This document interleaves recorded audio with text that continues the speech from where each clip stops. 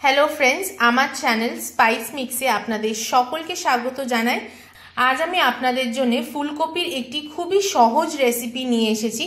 ताहले आसुन देखे निई एई फुलकपिर एई सहज आर टेस्टी रेसिपि आमी किभाबे तैरी करछि। एखाने ग्यासेर आंचे आमी एकटा कड़ाते सर्षेर तेल गरम करे नियेछि। एइबारे एखाने आमी फुलकपिगुलो दिये देब। एखाने आमी एकटा मिडियाम साइजेर फुलकपि এইভাবে করে কেটে নিয়েছি আর জলে ভাপিয়ে নিয়েছি। এইবার ফুলকপিগুলো আমি ফ্রাই করে নেব।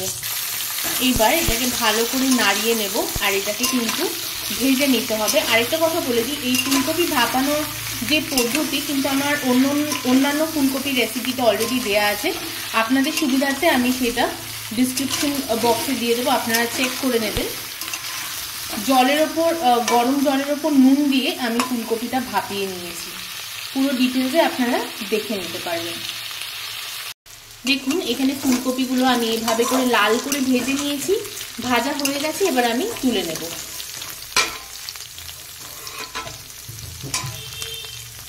এইবার একই তেলের ওপর দিয়ে দেব হাফ চামচ মেথি দানা। মেথি দানাটা কিন্তু পোড়াবো না, হালকা খানিকক্ষণ 20 থেকে 30 সেকেন্ড এইভাবে হওয়ার পর এবার টমেটো দিয়ে দেব। এখানে আমি একটা মিডিয়াম সাইজের টমেটো দিলাম। এবার টমেটোগুলো খানিকক্ষণ আমি এইভাবে করে নাড়াচাড়া করে নেব।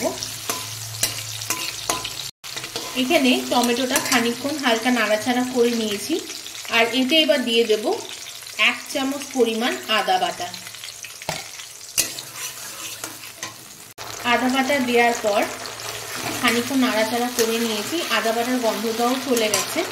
এবার এতে দিয়ে দেব 1/4 টিস্পুন হলুদ গুঁড়ো, দেব 1 চামচ পরিমাণ ধনে গুঁড়ো আর স্বাদ অনুযায়ী দিয়ে দেব লঙ্কা গুঁড়ো। এখানে আমি হাফ চামচ পরিমাণ লঙ্কা গুঁড়ো দিলাম আর স্বাদ অনুযায়ী দিয়ে দেব নুন। এখানে আমি হাফ চামচ পরিমাণ নুন দিয়ে দিলাম। দিয়ে এবার খুব ভালো করে এটাকে নাড়িয়ে চাড়িয়ে মশলাটাকে কষিয়ে নিতে হবে। এখানে মশলাটা খানিকক্ষণ কষিয়ে নেওয়ার পর এবার এতে সামান্য একটু জল দিয়ে দেব। এখানে আমি 1/4 কাপ পরিমাণ জল দিলাম।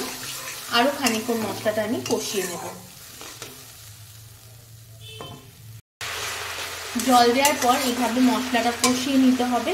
মশলা কষানোর সময় এখানে আমি 2 টেবিল স্পুন পরিমাণ ধনেপাতা কুচনো দিয়ে দিলাম।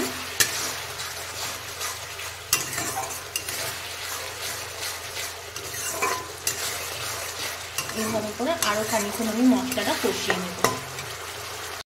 এখানে দেখুন মশলাটা খুব ভালোভাবে কষানো হয়ে গেছে। মশলা থেকে দেখুন খুব ভালো তেলও ছেড়ে দিয়েছে। ঠিক এই সময় এতে আমি ভেজে রাখা ফুলকপিগুলো দিয়ে দেব। দেওয়ার পর খুব ভালোভাবে এটাকে মিশিয়ে নিতে হবে আর ফুলকপির সাথে মশলাটা আমি খানিকক্ষণ একটু কষিয়ে নেব।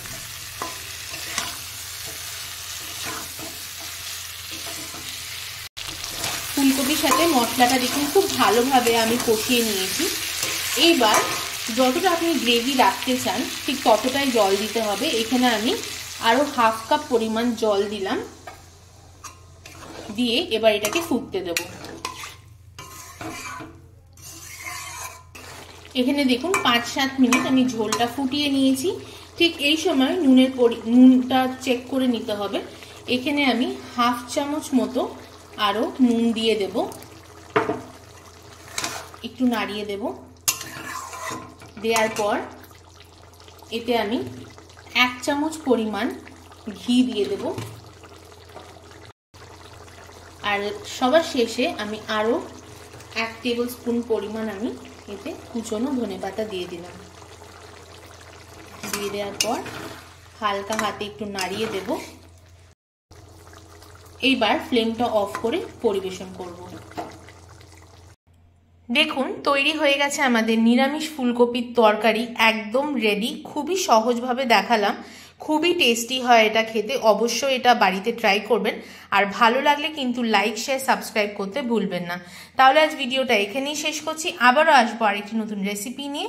আপনারা খুব ভালো থাকবেন, সুস্থ থাকবেন। ধন্যবাদ।